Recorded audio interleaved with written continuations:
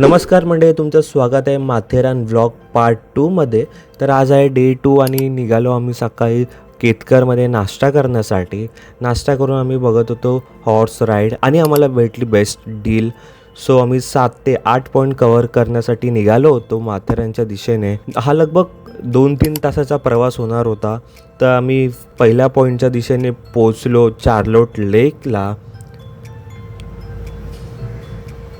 Charlotte लेकच्या just बाजूला आहे पिसरनाथ मंदिर माथेरान.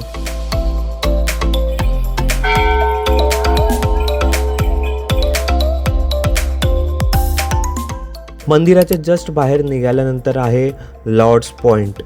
सो नक्कीच तुम्ही तिथे व्हिजिट करू शकता. लॉर्ड्स पॉईंटला पोचतात तिथे काही आहेत 2-3 गेम ॲक्टिव्हिटीज आणि तुम्ही तिथे पोचतात बघू शकता टेलिस्कोपवरती महाराजांचे किल्ले.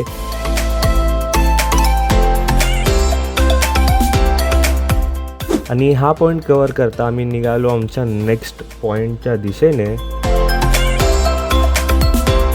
ते एडवर्ड पॉईंट बघितल्यानंतर तिथे बाजूलाच आहे एक फ्रूट सलाड. ट्राय केल्यानंतर आम्ही पुढे निघालो आमच्या तिसऱ्या पॉईंटच्या दिशेने एको पॉईंटला. एको पॉईंट कव्हर करताच आम्ही निघालो इतर पॉईंट्स कव्हर करण्यासाठी.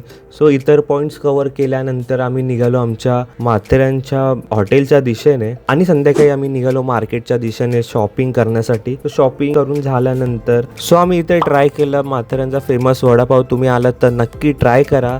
आणि इथे काही होते इतर गेमिंग्स ॲक्टिव्हिटीज, सो तेही तुम्ही एन्जॉय करू शकता.